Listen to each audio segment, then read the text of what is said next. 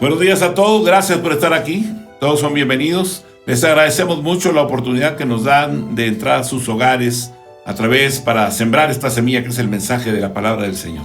Y esperamos que hoy una vez más podamos caminar juntos y estar recibiendo lo que Dios tiene para cada uno de nosotros. Gracias por estar aquí. Vamos a ir a la Escritura, a la palabra del Señor, y quiero recordar un poquito lo que estábamos viendo. Decíamos de Ezequías, ¿verdad? Cuando él viene y destruye aquella asta con la serpiente de bronce que había levantado Moisés, y dice que la destruye por una razón. La destruye porque la gente todavía le prendía inciensos, iba y adoraba esa asta y todo ello. Y Ezequías emite una palabra que usted y yo tenemos que analizar el día de hoy. Él viene y dice Neustán, y cuando habla de Neustán significa un simple pedazo de bronce. Bueno, pues hay muchas cosas que pasan en la vida nuestra, aunque somos cristianos y aunque caminamos en el Señor, empezamos a olvidarnos realmente del propósito en ocasiones y empezamos a poner la mirada en las cosas que Dios usa y nos olvidamos de aquel que las usa y que utiliza tantas cosas para hablarnos, ¿verdad? Y a veces nos quedamos adorando las cosas. Así que Ezequías es el hombre que viene y rompe con eso y nos da una instrucción bastante buena, muy tonificante para nuestra relación con el Señor. ¿Por qué? Porque usted y yo debemos de adorar solo a Dios, solo al Señor. Y decíamos, ¿verdad? Como algunas de las cosas que tocamos domingo pasado, o este miércoles pasado, tocábamos y decíamos, ¿verdad? Que realmente Dios quiere ser el todo en todos, quiere estar como el centro de nuestras vidas. Él no comparte su gloria con nadie. Él es Dios, pero quiere que usted y yo lo conozcamos, ¿verdad? Nuestro grande problema es que no vemos a Dios y entonces nos enfocamos en las cosas que Él utiliza. Y veíamos también, ¿verdad?, cómo Dios ha utilizado vasos de barro, Dios ha utilizado, podríamos hablar, ¿verdad?, de recipientes diversos, ¿verdad?, a través de los cuales ha multiplicado la harina, ha multiplicado el aceite, y mucha gente podría quedarse buscando, ¿verdad?, el recipiente, ¿no?, donde se multiplicó la harina, sin saber o olvidándonos que realmente el que multiplicó la harina es Él. A Él es a quien tenemos que buscar. Pero también, ¿verdad?, como creyentes podríamos nosotros caminar y estar enfocados, decíamos, hacia las personas que son utilizadas por Dios.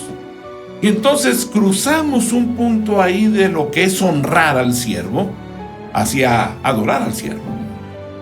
Y el mayor problema que tenemos con Dios es la idolatría. Y empezamos a idolatrar a la gente. Ese es un grave problema y Dios eso lo trata, pero Él es celoso. Él es el único. Él es el todo. Muchas cosas cambiaron cuando Él dejó de ser el todo en todos, ¿verdad? ¿Por qué? Porque hubo uno que se rebeló. Anteriormente, pues claro, cuando Dios hizo todas las cosas y el Creador dice que toda la creación alabó a Dios. Las estrellas alabaron a Dios, todos alabaron a Dios. ¿Por qué? Porque Él era el todo en todos. Pero de repente hubo uno que no adoró a Dios, que Él quiso ser adorado. Y en ese momento ya Dios ya no era adorado como debía de haberlo sido, ¿no? Entonces necesitamos hoy más que nunca nosotros ubicarnos bien. No podemos, por ninguna causa, perdernos en el propósito. Y si alguien se levantara o viniera a usted y orara por usted y se sanara o Dios proveyera algo y usted se fijara en la persona, bueno, necesitamos nosotros tener mucho cuidado. La razón, porque tenemos que decir, como dijo Ezequías, Neustán, un simple pedazo de bronce. Nosotros diríamos cuando adoramos a una persona, Neustán, un simple pedazo de carne. Eso son. No somos la fuente, Él es la fuente. Así que si usted ora, siendo un apóstol, evangelista, pastor, maestro, profeta, lo que sea, que usted está sirviendo a Dios, usted es un instrumento en las manos del Señor. Eso es, nada más. Pero el propósito no somos nosotros. El propósito es que la gente venga y que reconozca a Dios como el todo.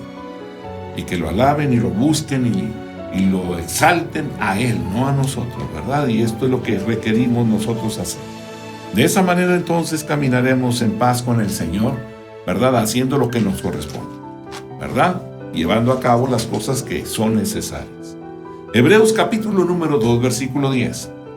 Dice, porque convenía a aquel por cuya causa son todas las cosas y por quien todas las cosas subsisten, que habiendo de llevar muchos hijos a la gloria, perfeccionase por aflicciones al autor de la salvación de ellos.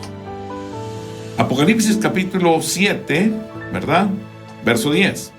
Y clamaban a gran voz diciendo, la salvación pertenece a nuestro Dios que está sentado en el trono y al Cordero. Dios nos salvó, Él hizo una gran obra y lo hizo por amor de su nombre. Nos perdonó por amor a sí mismo. Analicemos. Dios nos salvó por amor a su nombre y nos perdonó por amor a sí mismo. Podríamos decir, entonces Dios no me amó a mí. No, precisamente por eso. Él se ama a sí mismo, ¿verdad? ¿Por qué razón? Porque Él nos hizo por amor. Pero Él es la fuente. Y Él sabe y tiene una identidad clara de quién es Él. Él es el todo. Y todo lo que hace, lo hace por amor a su nombre. Si Él lo hiciera por nosotros, entonces perdería su identidad. Isaías 43, verso 25. Yo soy el que borro tus rebeliones por amor de mí mismo, y no me acordaré de tus pecados. Yo soy el que borro tus rebeliones por amor de mí mismo, y no me acordaré de tus pecados. El perdón, antes de ser a favor nuestro, es para la gloria del nombre de Dios. Nosotros somos los favorecidos cuando lo recibimos. Al final, ¿verdad? Es por amor a su nombre que nos perdona, para hacer notorio su poder, resaltarlo y darlo a conocer. Cada vez que Él hace algo a favor del hombre, aunque lo haga por amor a nosotros, antes lo hace por amor a sí mismo.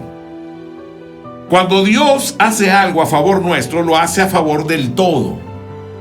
Él es el todo. Y como somos una parte del todo, nos beneficiamos. Pero al final, lo que Dios nos quiere enseñar es que antes que nosotros, Él es el todo. El propósito eterno de la redención, antes de salvarnos a nosotros, es restablecer el reino de Dios en la vida del hombre. Él vino a recuperar y a salvar lo que se había perdido. ¿Qué se había perdido? El reino. El reino significa la adoración al Señor de una forma voluntaria. Y en la tierra no había adoración a Dios. Entonces Él vino con la finalidad de que lo que se perdió sea recuperado y que Dios vuelva a ser el todo en todos.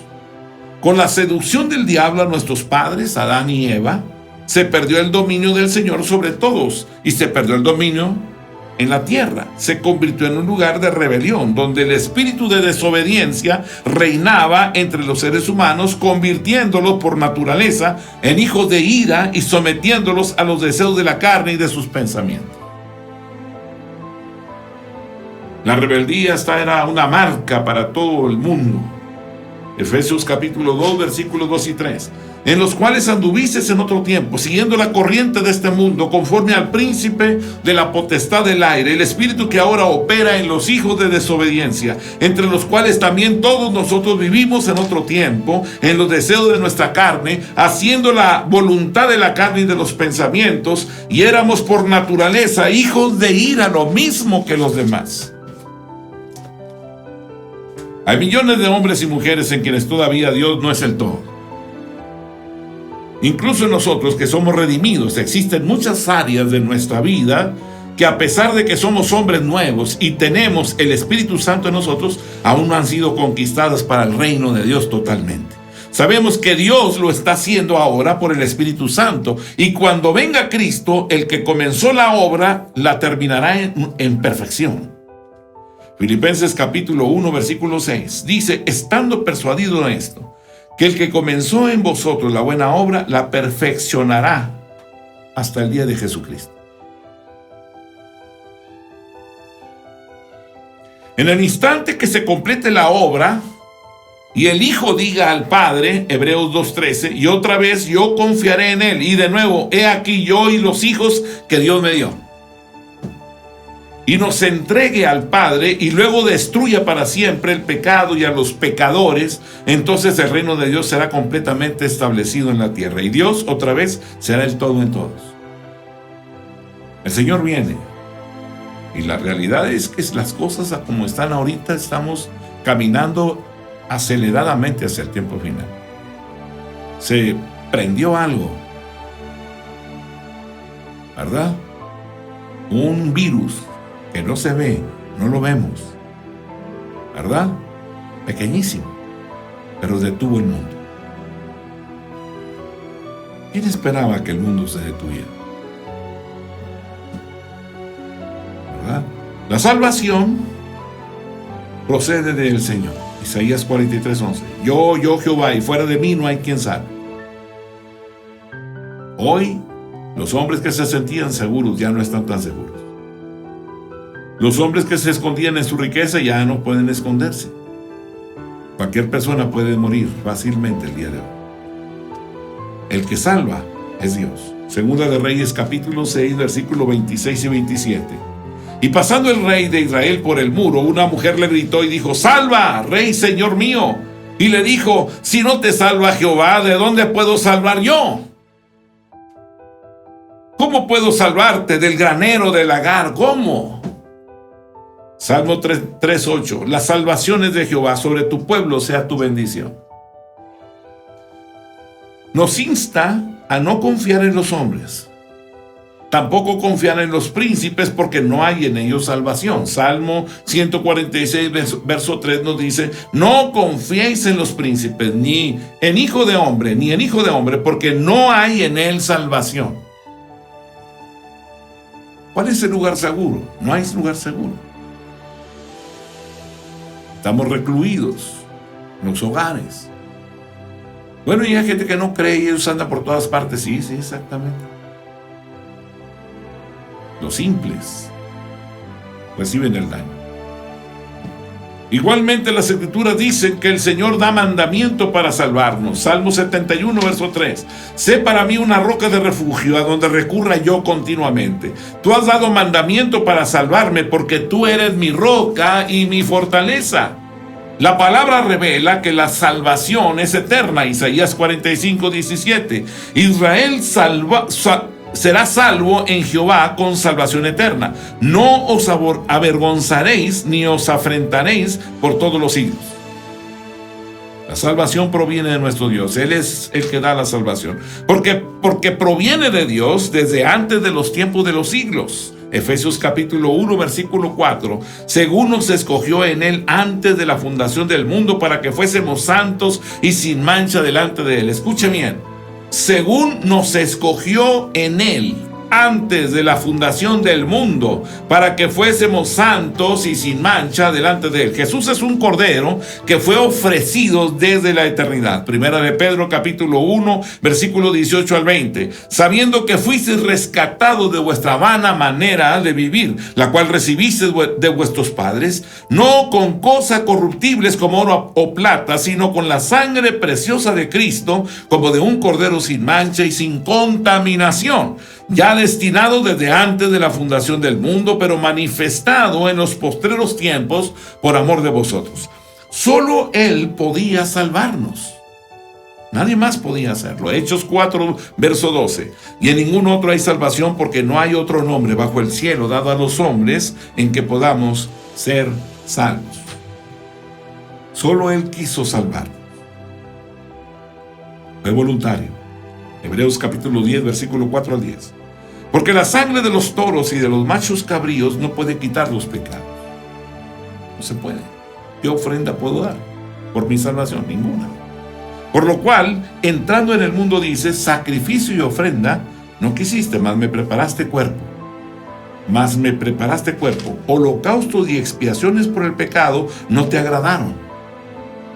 Entonces dije: he aquí vengo, Dios, para hacer tu voluntad. Como en el rollo del libro está escrito de mí, diciendo primero: sacrificio y ofrenda y holocaustos y expiaciones por el pecado no quisiste, ni te agradaron, las cuales cosas se ofrecen según la ley. Y diciendo luego, he aquí que vengo, Dios, para hacer tu voluntad, quita lo primero para establecer esto último. En esa voluntad somos santificados mediante la ofrenda del cuerpo de Jesucristo hecha una vez para siempre. Mediante la ofrenda del cuerpo. ¿Verdad? ¿Cuál cuerpo? Ese cuerpo formado en el vientre de María. Hablamos de ello también. ¿De qué hablamos? Pues que María no es la madre de Dios. ¿Por qué no? Pues porque María es una madre sustituta. Se usó su vientre, ¿verdad? Nada más. Y nació, claro, vino al mundo. Y cuando Dios se encarnó, entró en el mundo, entró en ese cuerpo. ¿Quién puso el cuerpo ahí? El Espíritu Santo formó un cuerpo ahí. Ofrenda y holocausto y ofrenda no quisiste, mas me preparaste cuerpo. Y nació Jesús. Y decíamos, una madre sustituta. ¿Por qué? Porque prestó su vientre. Pero no había tenido ninguna relación con ningún varón. ¿Verdad? De tal forma que el Señor formó un cuerpo y lo puso en el vientre y Jesús entró. Cuando Él vino al mundo, entró en el cuerpo. Y nació. Por esa causa y por esa razón, entonces le dices, tu madre y tus hermanos están allá. ¿Quién es mi madre y quiénes son mis hermanos? Los que hacen la voluntad del Padre, esos son mi madre, mi padre, mis hermanos, esos son mi familia. Él era el único que calificaba para salvarlos. Él era el único. Hebreos capítulo 7, versículo 26 al 28. Porque tal sumo sacerdote nos convenía, santo, inocente, sin mancha, apartado de los pecadores y hecho más sublime que los cielos, que no tiene necesidad cada día, como aquellos sumos sacerdotes, de ofrecer primero sacrificios por sus pecados y luego por los del pueblo, porque esto lo hizo una vez para siempre, ofreciéndose a sí mismo. Porque la ley constituye sumos sacerdotes a débiles hombres, pero la palabra del juramento posterior a la ley, al Hijo, hecho perfecto para siempre. Sacrificio perfecto. No había otro que tuviera la capacidad de dar la salvación. Solo Jesucristo pudo pagar el precio de nuestra salvación. Primera de Corintios capítulo 7, verso 23. Por precio fuisteis comprados. No os hagáis esclavos de los hombres. Primera de Pedro 1, 18 al 20. Sabiendo que fuiste rescatados de vuestra vana manera de vivir, la cual recibisteis de vuestros padres, no con cosas corruptibles como oro o plata, sino con la sangre preciosa de Cristo, como de un cordero sin mancha y sin contaminación, ya destinado desde antes de la fundación del mundo, pero manifestado en los postreros tiempos. Aleluya. Desde antes de la fundación del mundo. Y de esa forma Él logra llevarnos a Dios. Primera de Pedro 3:18. Porque también Cristo padeció una sola vez por los pecados, el justo por los injustos, para llevarnos a Dios, siendo a la verdad muerto en la carne, pero vivificado en espíritu.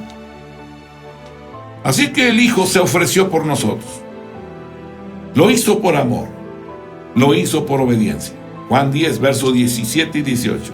Por eso me ama el Padre, porque yo pongo mi vida para volverla a tomar. Nadie me la quita, sino que yo de mí mismo la pongo. Tengo poder para ponerla y tengo poder para volverla a tomar. Este mandamiento recibí de mi Padre. Aleluya. Cuando leemos estas porciones de la Escritura, decimos, bendito sea tu nombre. Nadie lo forzó. Por amor y obediencia, Él vino al mundo y dio su vida por nosotros. Pero lo hizo para que el Padre sea el todo en todos. Primera de Corintios 15, 28. Pero luego que todas las cosas le estén sujetas, entonces también el Hijo mismo se sujetará al que le sujetó a Él todas las cosas, para que Dios sea todo en todos. Hay una razón por la cual Él vino. Vino para salvarme, no, antes que eso, vino para que el todo, para que Dios sea el todo en todos. A eso vino el Señor. Nosotros nos quedamos tan placentero de decir, ¿verdad? Dios me ama, sí, Dios te ama, pero Él se ama a sí mismo, a su nombre. Y por cuanto Él te hizo a su imagen, te ama a ti. Pero no viene a hacer las cosas para ti, no, Él viene a hacer las cosas para Él, porque Él es la fuente de todo. Él es el que sustenta todas las cosas. Si Él no se amara, no nos amaría a nosotros. Así que tenemos que salir a despejarse y sacudirse un poquito, porque Él vino para ser el todo, y si no es el todo en ti, entonces el propósito no se cumple. Jesús no busca su gloria, Jesús busca la gloria del que lo envió. Juan capítulo 8, versículo 49 al 50. Respondió Jesús: yo no tengo demonio, antes honro a mi Padre, y vosotros me deshonráis, pero yo no busco mi gloria, hay quien la busca. Hay quien juzga y juzga también. Por esto es que la gloria de la salvación pertenece a nuestro Dios. Apocalipsis capítulo 7, versículos 9 y 10. Después de esto miré, y aquí una gran multitud, la cual nadie podía contar, de todas naciones y tribus y pueblos y lenguas, que estaban delante del trono y en la presencia del Cordero, vestidos de ropas blancas y con palmas en las manos, y clamaban a gran voz diciendo: la salvación pertenece a nuestro Dios, que está sentado en el trono, y al Cordero.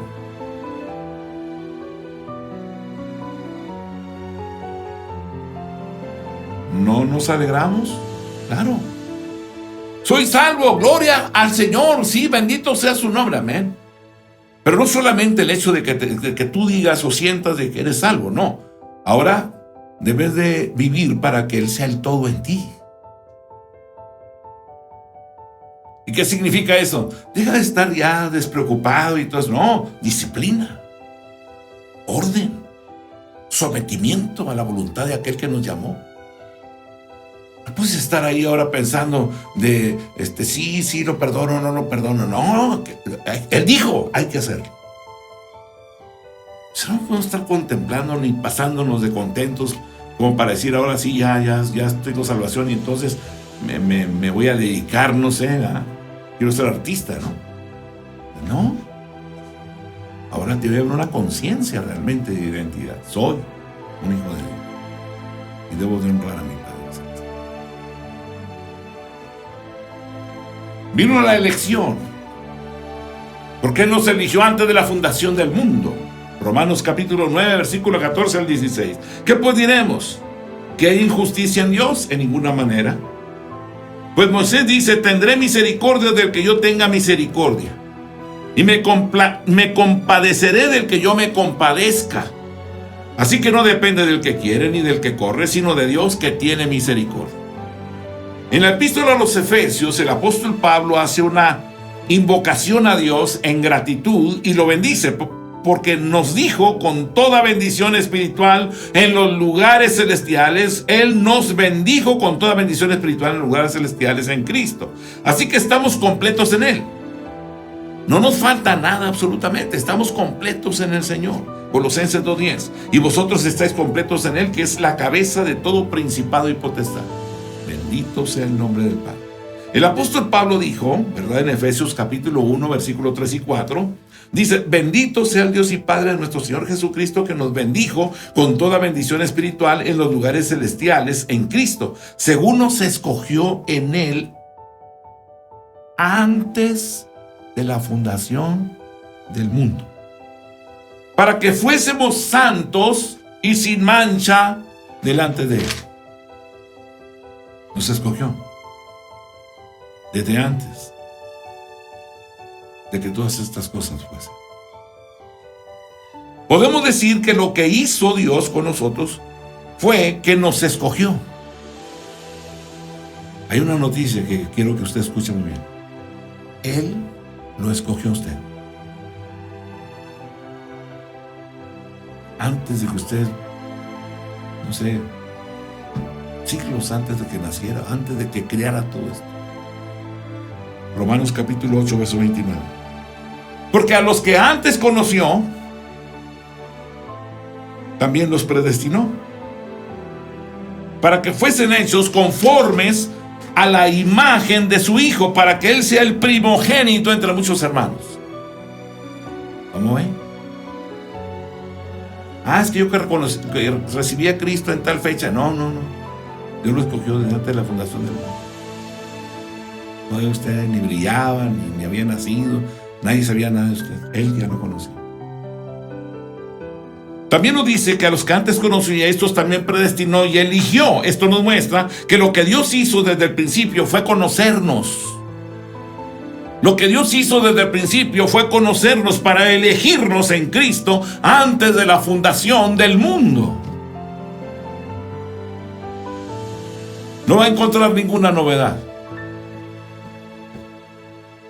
Usted se da cuenta que antes de conocer a Cristo había rasgos por ahí que usted percibía, de repente le salía la bondad y usted daba algo a alguien y todo ello. ¿De dónde brotaba todo eso? Desde antes de la fundación del mundo usted conoce a Dios y Dios lo conoce a usted y usted se deleita, y cuando le hablaron usted disfrutó, se gozó, se maravilló, pero había algo, ¿verdad? Algunos rasgos que usted ya se había dado cuenta que estaban ahí.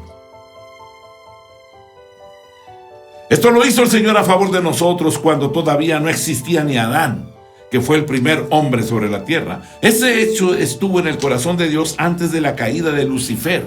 Sabemos que hubo un momento en la eternidad en el cual el Padre nos eligió a nosotros. Te eligió a ti para predestinarnos en amor a una vida con Él y en Él. Romanos 8:29.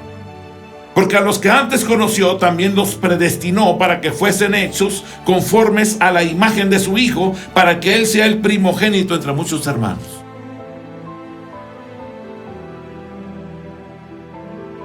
El Padre nos eligió. Efesios capítulo 1, verso 5. En amor, habiéndonos predestinado para ser adoptados hijos suyos por medio de Jesucristo, según el puro afecto de su voluntad. Dios no nos salvó porque éramos buenas personas. A Él le plació salvar. Fue una decisión que Él tomó. En el poder, en la pureza, la santidad, le plació. La palabra continúa diciendo, y vemos en esa expresión tan sublime, el enunciado de que todo lo que Dios hace en el universo y todo lo que realiza a favor nuestro, lo ejecuta para la alabanza de la gloria de su grandeza. No podemos decir, Dios me salvó porque si no se la iba a perder. No hay nada, ninguna razón por la cual Dios nos hubiese escogido, solo que a Él le plació hacerlo. Dios, siendo el todo, es el principio que rige el universo. Es lo que causa el orden en todos los lugares. Él es el principio y el fundamento del bienestar, la estabilidad de todo lo creado. Si Dios no es el todo, entonces el universo no está funcionando de la forma de vida, ¿verdad? Sino que todo está entonces, si Él no es el todo en todos, entonces todo se encuentra en un caos, en anarquía. Todo está en peligro, ¿verdad? Y está en una amenaza de destrucción. Por eso el Señor, en su sapiencia, todo lo que hace lo realiza pensando en Él. Porque Él sabe que Él es el origen, es el que sostiene todo y asegura todo, porque todo el universo se rige por Él y alrededor de Él.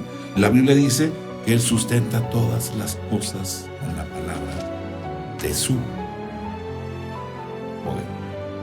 Hebreos capítulo 1, verso 3. El cual, siendo el resplandor de su gloria y la imagen misma de su sustancia, y quien sustenta todas las cosas con la palabra de su poder, habiendo efectuado la purificación de nuestros pecados por medio de sí mismo, se sentó a la diestra de la majestad en las alturas, y que de Dios depende todo ser viviente.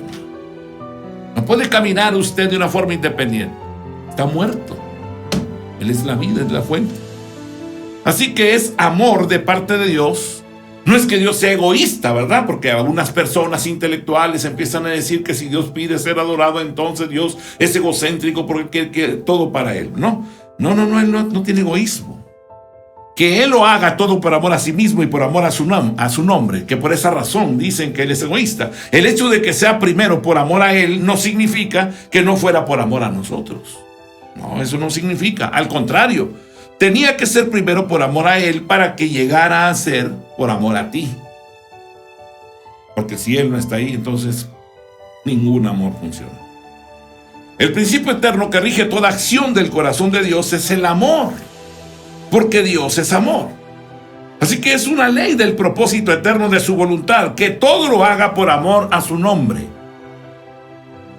Él no es solo la causa que rige todo, sino la esencia misma de la pureza y de la perfección de todas las cosas. Así que la motivación suprema que mueve toda acción de su santo propósito es el amor.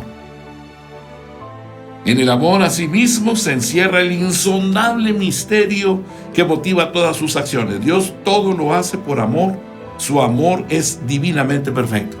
Él sabe quién es para Él mismo, para su propósito, para su creación. Por eso Él dice en Éxodo 3:14, y respondió Dios a Moisés: yo soy el que soy. Y dijo: así diréis a los hijos de Israel: yo soy me envió a vosotros. Yo soy. No hay más.